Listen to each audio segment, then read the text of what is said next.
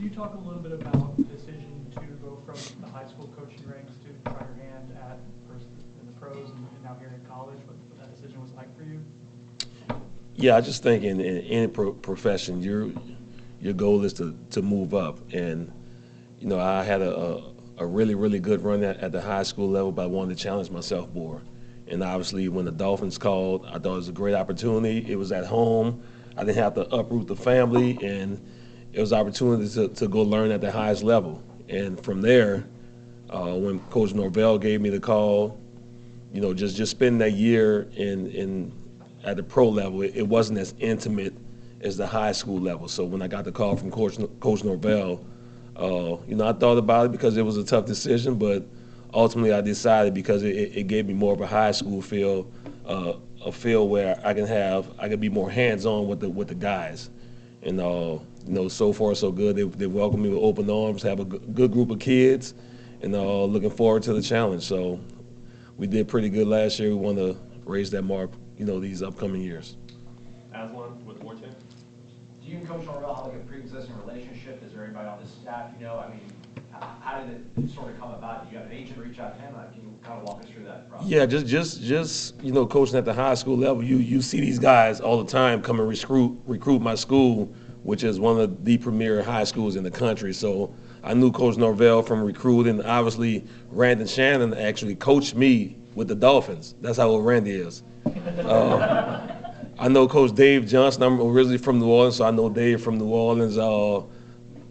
Played against Ryan Dugans. Obviously, I know Coach Odell, Keywan, Coach Ross. So I was familiar with a lot of guys on the staff, and that made the transition, much easier. Just knowing that I can come here and these guys, kind of help me through the process, get started and everything. And like I said, man, so far it's been great. Those guys have been great. The whole administration has been great, and just looking to get this thing rolling. We've got one on Zoom here, Matt Michelle with Orlando Sentinel. Yeah, Patrick, I want to ask, when you get a chance to sit down and actually look at what Florida State did last year, the last couple of years, what is your assessment of the defensive backs and the secondary as a whole?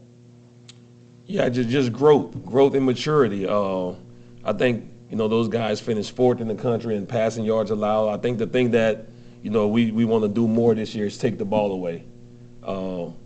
Being around football a long time, I think if you're able to win a turnover battle, you have a pretty good chance of winning almost 85% of your games. So even though we held teams to 165 passing yards a game, I think the next step will be taking the ball away and giving our explosive offense the ball repeatedly. Democrat. Hey, you mentioned you're from Miami, but you played for the Dolphins. So how hard was the decision to uproot the family, like you mentioned, and come to Florida State? It was a tough decision. Obviously I was at the highest level.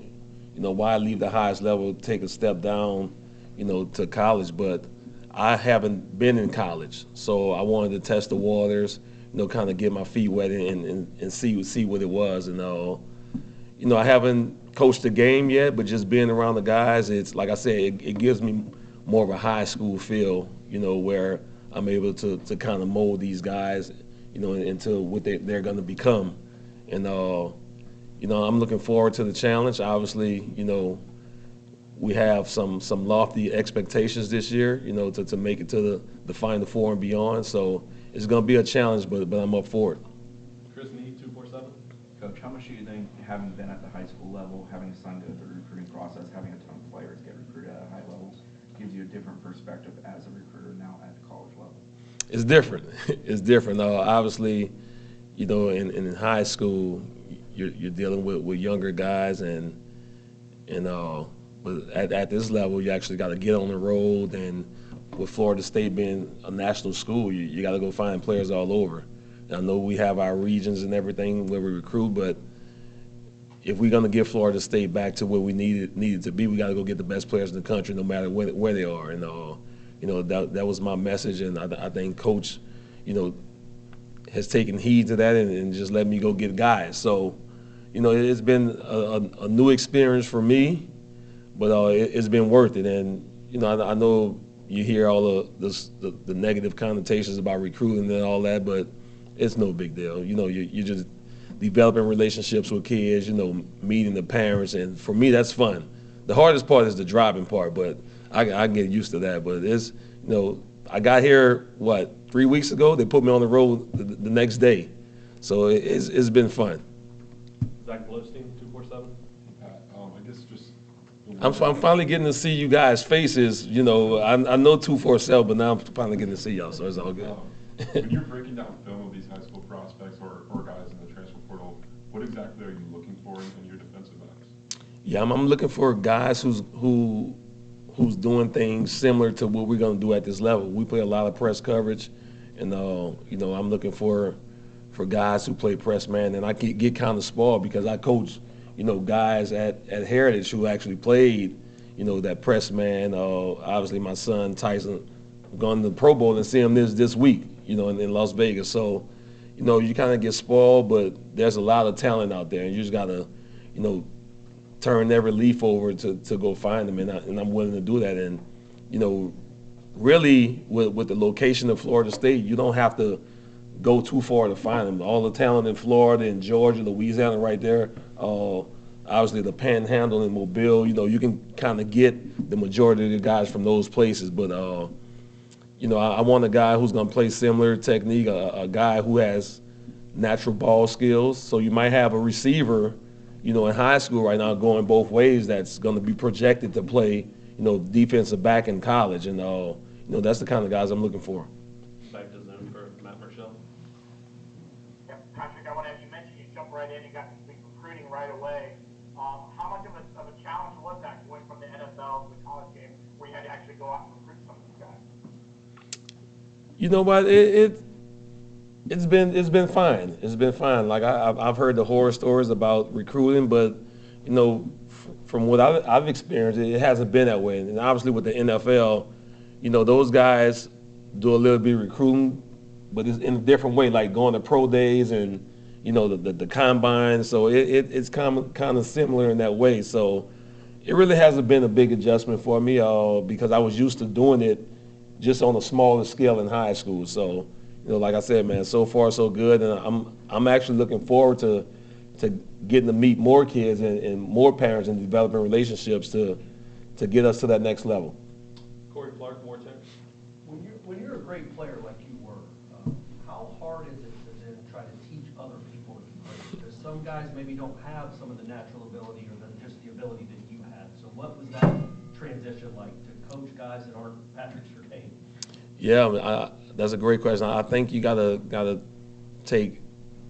treat every individual separately. You know, some guys may do things better than other guys, so that's where the coaching aspect come into part. You gotta find out what each individual guy does best and kind of try to hone those skills and the deficiencies that he have. You know, try to work on them and put them within our team concept. And it's going to be a challenge, but I feel I have a great room of guys who are willing to work, and you know they've been bright-eyed. You know, just knowing that I'm coming in and knowing you know the pedigree and the guys that I've coached. So I'm actually looking forward to it because I feel we have a group that has a chance to be really, really special. Do they know? I assume they knew who you were when they looked you up. If they didn't know after you were hired, but have you talked to them about your NFL career? I have. I've met with each and every player, and I told them they might have to find some of my film on VHS. I don't know if they know anything about that in the VCRs or anything, but now they knew. They mostly knew because the same name and my son was just you know closer to their age. But you know, Coach Norvell made sure they know in the team meetings to bring my accolades up or whatever. But you know, that's all in the past, man. I'm here to do a specific job here, and that's to get those guys better. Make sure those guys are doing great on and off the football field, and ultimately graduating, and you know, try to live out their lifelong dream and make it to the NFL. If not, you know, teaching them certain life lessons to be, you know, just great young men all around. Yeah, you mentioned earlier the next step for the defense is to create turnovers. How do you go about doing that? If there are certain drills you do, how do you go about creating a turnovers? Yeah, we just got to work on it. I know we have tackle turnover circuit every day in practice, so just punching the ball out, getting 11 hats to the ball. Don't loaf, because, you loaf on the pass, you might miss a tip or an overthrow. So my whole goal is to get the guys to run to the ball each and every play. When you run to the ball on defense, good things happen. So, and obviously the interception part of it, just having guys, play the ball better, getting their heads around when need be. Sometimes you need to get your head around, sometimes you need to play through the hands. Just different scenarios like that. And hopefully, get in some positions where we can use zone eyes to kind of get zone vision and just play the routes and play the quarterback. So, it's going to be a work in progress, but I feel I have the group of guys to get it done. Zach? Coach Norvell has mentioned, multiple times over the years that he wants to continue to recruit South Florida at a high level.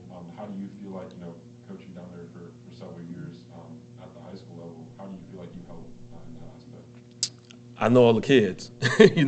That's a big part. I know all the coaches, and I think those kids down there respect what I've done in the past, and I think they see that Florida State is on the up and up, and when college football was at its best, Florida State was at its best, and I think we're getting back to that point with this last season, and guys see the movement that Coach Norvell has started, and all the guys that he's hired, the players that he's brought in. I think they want to be part of that. So I have a big influence on the South Florida community within the football realm and high school kids, and I think that this is something that they'll be really excited to be part of. Bob Ferrante with Osceola. Hey, Coach, I'm curious, going back to college, Dalton Cheek, who are your coaching influences, the guys who are maybe the voice in your head when you're talking to guys? Yeah, I go back to my high school coach, Coach Ott, who coached me since 8th grade, Coach Watney, my basketball coach, Coach Robinson, a bunch of influences. At the college level, my defense coordinator, Coach Thompson, Coach Dave Womack, who's been the head coach in college before.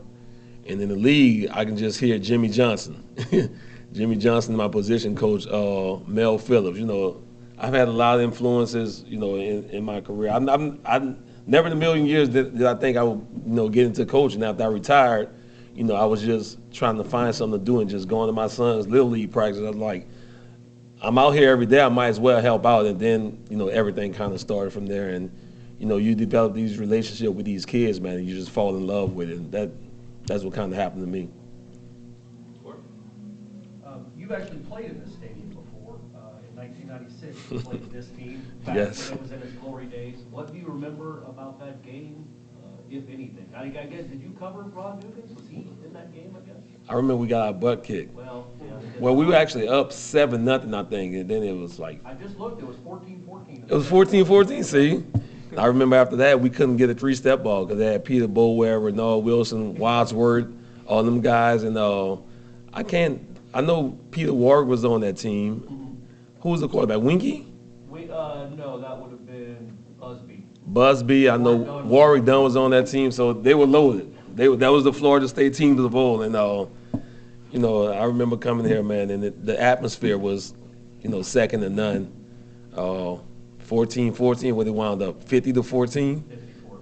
So they went on a 40-0 run on us. So I remember vividly. Hey, Coach, what is like the energy around Mike Norvell? Did that attract you quite a bit coming here and coaching? Absolutely. I remember when he came, to the school and recruited. He had that same passion and just talking to guys who coach under him from Memphis.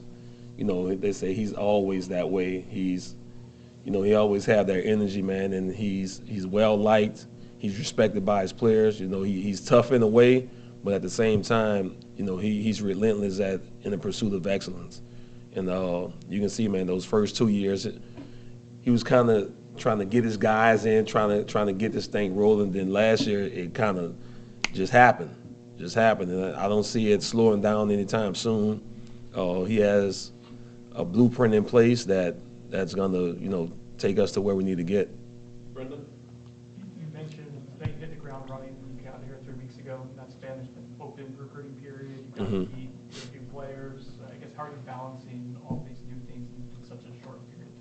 it's hard. I haven't even found a place to stay yet, so I'm just chilling at the AC Marriott right now. But you know, hopefully in these next couple of weeks, you know, like you said, February is a dead period, so we'll get more time off. So hopefully I can just get settled and just get on some solid footing. But as far as the recruiting and the kids and everything, you know, you do all that in the office, just the off the field stuff, you know, just getting the family situated. You know, that's the thing that's been, you know, been the most hard. But the good thing is I have my daughter's here. My daughter's at FAMU, so I get to see her, you know, every day, and it's been good.